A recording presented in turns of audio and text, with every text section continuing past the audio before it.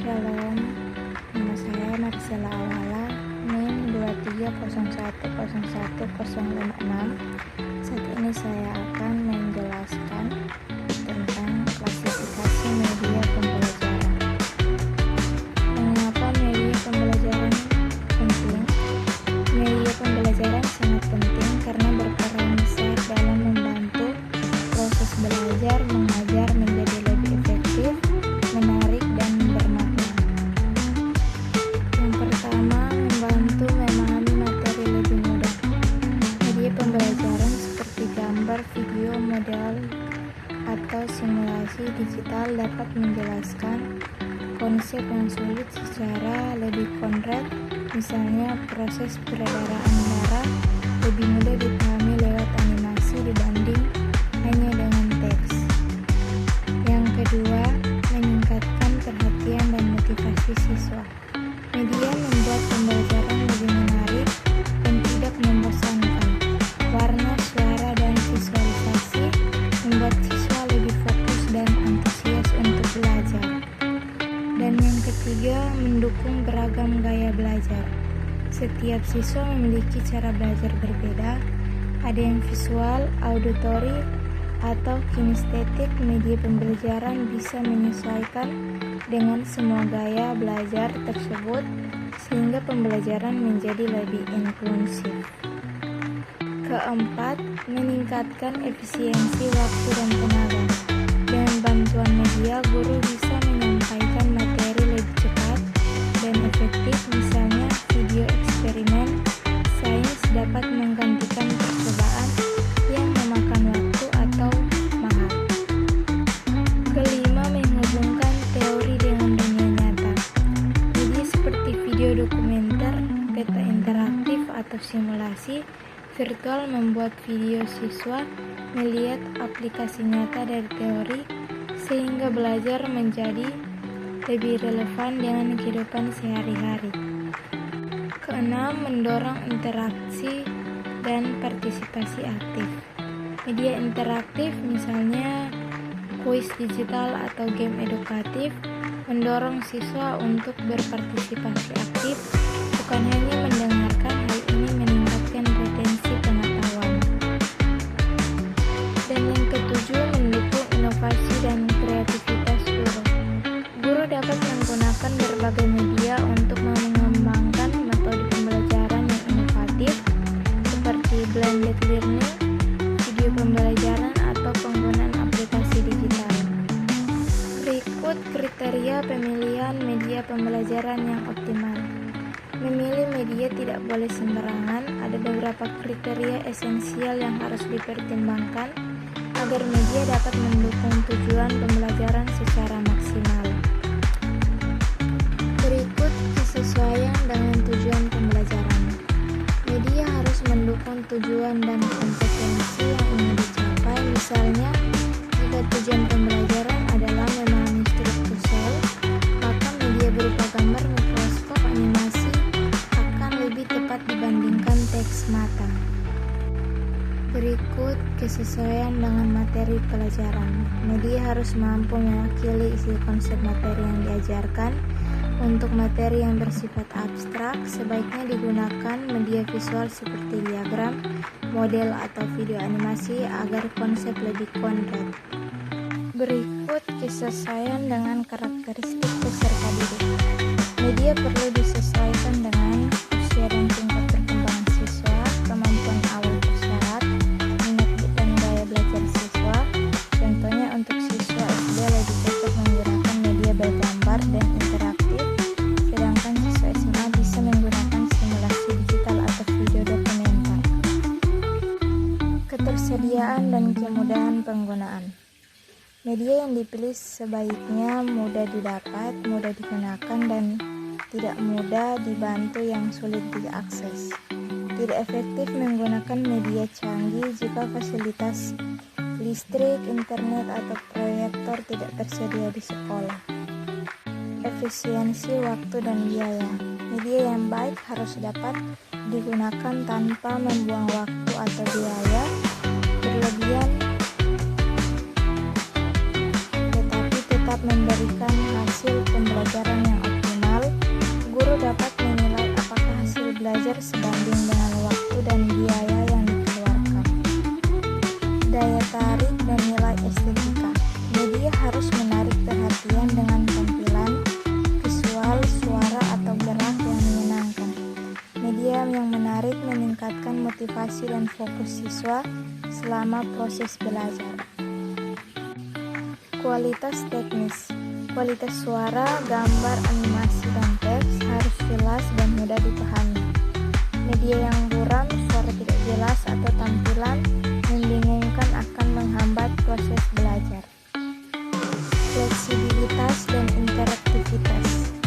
Media yang baik memungkinkan adanya interaksi dua arah, siswa bisa bereaksi, menjawab, atau memanipulasi media tersebut.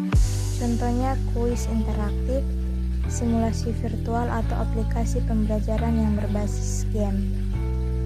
Dapat dievaluasi dan diukur efektivitasnya. Media yang optimal harus bisa mengevaluasi hasil penggunaannya, misalnya melalui peningkatan nilai, minat belajar, atau keterlibatan siswa. Klasifikasi media pembelajaran menurut Rudolf. Klasifikasi ini membagi media berdasarkan kombinasi indera yang digunakan dan sifat media, gerak atau diam, memberikan kerangka dasar pemahaman jenis-jenis. Media audiovisual gerak. Media ini menggabungkan suara dan gambar bergerak, misalnya film, video, pendidikan. Media audiovisual diam. Media ini menggabungkan suara dan gambar statis, misalnya slide presentasi dengan narasi. Media audio. Media ini hanya mengandalkan indera pendengaran, misal rekam suara, podcast, dan radio. Media visual. Media visual hanya mengandalkan indera penglihatan berupa gambar atau foto, misalnya poster atau ilustrasi. Media grafis, representasi visual abstrak untuk menjelaskan hubungan, misalnya grafik, diagram, dan peta konsep. Media papan, media tulis dan hapus yang paling dasar dan sering digunakan, misalnya papan tulis konvensional atau interaktif. Model dan alat peraga. Objek nyata atau tiruan untuk memvisualisasikan konsep abstrak, misalnya model 3D dan global. Media cetak, materi pembelajaran dalam bentuk teks dan gambar statis, misalnya buku teks, modul, dan majalah. Klasifikasi berdasarkan jenis dan teknologi. Yang pertama, klasifikasi berdasarkan jenisnya. Kedua, klasifikasi berdasarkan teologi. Klasifikasi berdasarkan jenisnya, yaitu media pembelajaran dapat diklasifikasikan menurut bentuk dan cara penyampaian informasinya, yaitu media visual atau tampilan gambar. Media yang hanya mengandalkan indera penglihatan seperti mata, contohnya gambar, fotografi, bagam, diagram, poster, peta globe, slide PowerPoint, komik pendidikan. Kelebihan membantu menjelaskan konsep yang abstrak dan menarik perhatian siswa. Kekurangannya tidak menampilkan suara atau gerak. Media audio. Media yang hanya mengandalkan indera pendengaran telinga, contohnya rekaman suara, radio pendidikan, podcast, lagu, narasi pembelajaran. Kelebihan efektif untuk melatih kemampuan mendengarkan dan memahami bahasa. Kekurangannya tidak menampilkan gambar atau teks pendukung. Media audio visual. Media yang menampilkan suara dan gambar bergerak secara bersamaan, contohnya film pendidikan, video pembelajaran, animasi, televisi, YouTube edukatif. Kelebihannya lebih menarik, mampu menjelaskan konsep kompleks, dan memberikan pengalaman belajar nyata. Kekurangannya memerlukan peralatan dan persiapan teknis yang lebih kompleks. Media berbasis cetak. Media dalam bentuk teks atau bahan tertulis yang digunakan untuk belajar mandiri, Contohnya, buku, modul, brosur, lembar kerja siswa LKS. Kelebihannya mudah digunakan dan murah, kekurangannya tidak interaktif dan bisa membosankan jika tidak menarik. Media berbasis demonstrasi atau realita. Media yang menggunakan benda nyata atau model tiruan, contohnya spesimen, model anatomi tubuh, alat peraga fisika, benda asli di lingkungan sekitar. Kelebihannya memberikan pengalaman belajar langsung konkret. Kekurangannya tidak semua objek mudah dibawa ke atas. Klasifikasi berdasarkan teknologi. Menurut perkembangan teknologinya, media pembelajaran hanya dibedakan menjadi dua kelompok besar. Media tradisional konvensional. Media sederhana yang tidak melibatkan teknologi digital atau komputer. Contohnya, papan tulis, gambar, peta, picture, poster, boneka, dan alat peraga manual. Ciri-ciri mudah digunakan dan murah, tidak memerlukan listrik atau perangkat khusus, cocok untuk pembelajaran tatap muka di kelas. Media modern berbasis teknologi digital. Media yang menggunakan teknologi informasi dan komunikasi atau TIK, contohnya presentasi digital seperti PowerPoint, Canva, video pembelajaran, animasi 3D, film edukasi, komputer internet, learning aplikasi pembelajaran Google Classroom, Kahoot, kuis, virtual reality, atau augmented reality (AR). Ciri-cirinya interaktif dan menarik, dapat digunakan secara online atau offline, dan mendukung pembelajaran jarak jauh atau daring. Contoh jenis media pembelajaran dan karakteristiknya. Setiap jenis media memiliki keunggulan unik yang harus dioptimalkan untuk materi tertentu. Media visual atau gambar dan tampilan. Media yang hanya mengandalkan indera penglihatan tanpa suara. Contohnya, gambar, foto, diagram, grafik, bagan, poster, peta, model, slide, PowerPoint.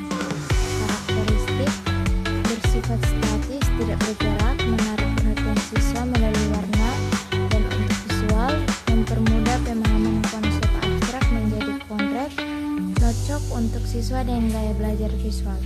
Contoh penggunaannya, guru biologi menampilkan diagram sistem pencernaan manusia agar siswa lebih mudah memahami urutan organ. Media audio. Media yang mengandalkan indera pendengaran telinga untuk menyampaikan pesan pembelajaran.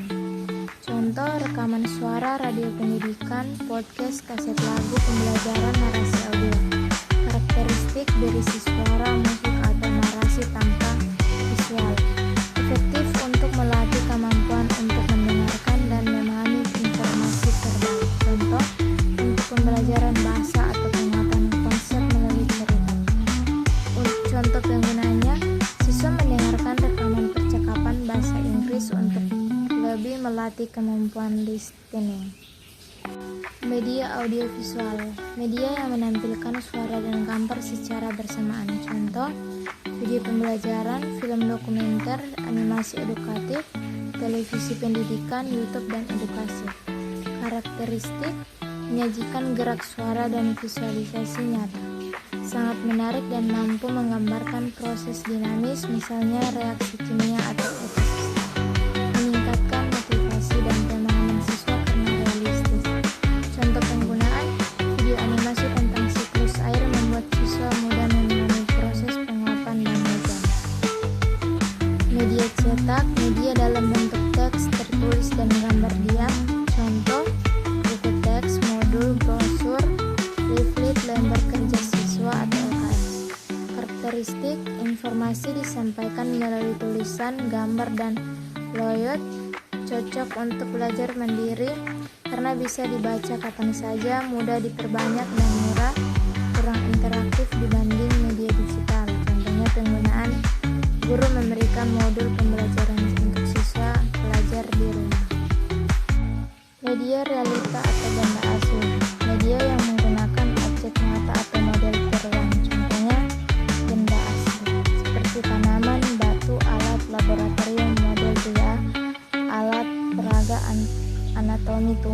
mengatur.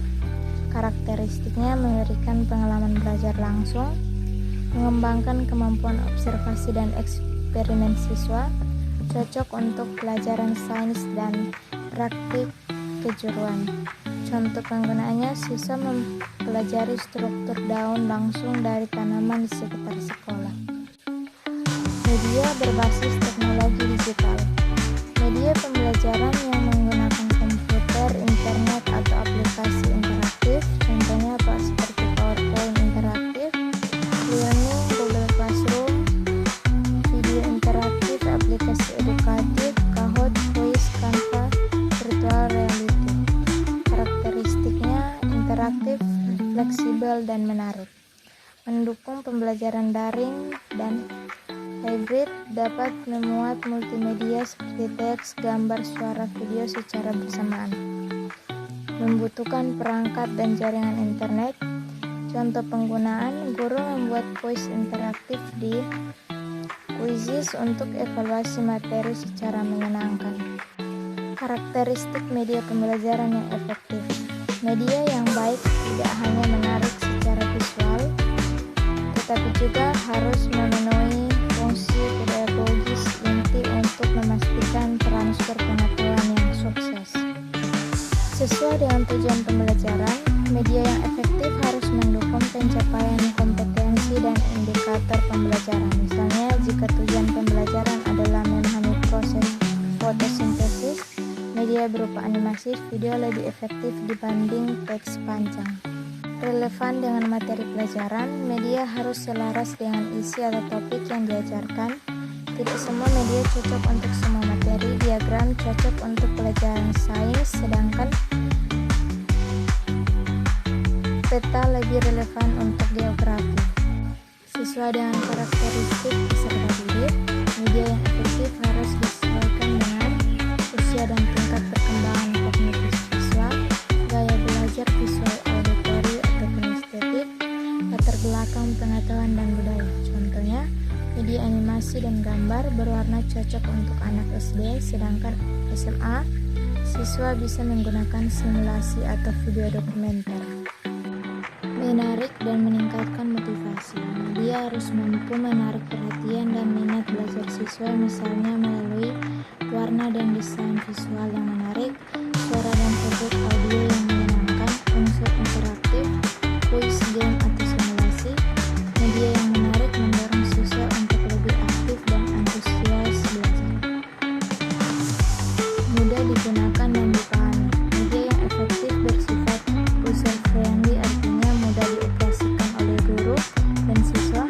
Informasinya disajikan secara jelas dan tidak membingungkan, tidak membutuhkan rumit atau mahal. Media yang terlalu kompleks justru menghambat proses pembelajaran. Efisien dalam waktu dan biaya. Media pembelajaran yang efektif harus hemat waktu dan biaya, namun tetap memberikan hasil belajar maksimal. Contoh, video pendek berdurasi 5 menit lebih efisien dibanding penjelasan manual selama 30 menit. Memberikan umpan balik dan interaktivitas. Media yang baik mendorong partisipasi aktif siswa dan memungkinkan adanya feedback langsung. Contohnya aplikasi seperti Kahoot atau Quizzizz memberikan skor dan pembahasan secara otomatis. Kualitas teknis yang baik. Media efektif memiliki kualitas visual, audio, dan tata letak yang jelas. Gambar tajam dan mudah dibaca, suara jernih dan sinkron, tata letak rapi, tidak terlalu ramai. Kualitas teknis yang buruk dapat menurunkan pemahaman dan konsentrasi siswa.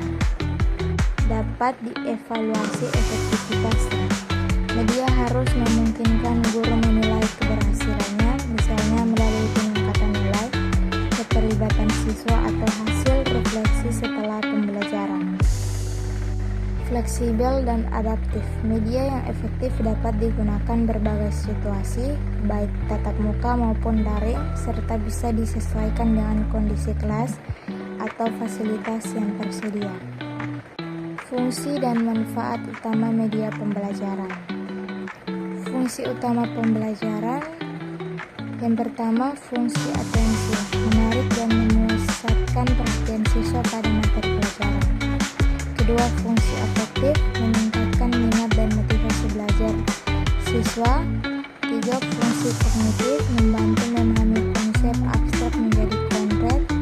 Keempat, fungsi kompensatoris, membantu siswa yang kesulitan belajar dengan cara lain, misal lewat gambar atau video. Dan yang kelima, fungsi komunikatif, menjadi perantara antara guru dan siswa agar pesan pembelajaran tersampaikan dengan jelas. Manfaat utama media pembelajaran. Pertama, meningkatkan efektivitas dan kualitas belajar. Kedua, menumbuhkan motivasi dan perhatian siswa. Ketiga, mempermudah pemahaman materi sulit. Keempat, mendorong partisipasi aktif siswa. Kelima, menghemat waktu dan tenaga guru. Dan keenam, mendukung pembelajaran mandiri dan interaktif. Prinsip kunci penggunaan media pembelajaran. Yang pertama, sesuai tujuan pembelajaran, media harus mendukung pencapaian kompetensi yang diinginkan. Kedua, relevan dengan materi dan siswa, disesuaikan dengan isi pelajaran, usia dan karakter peserta didik.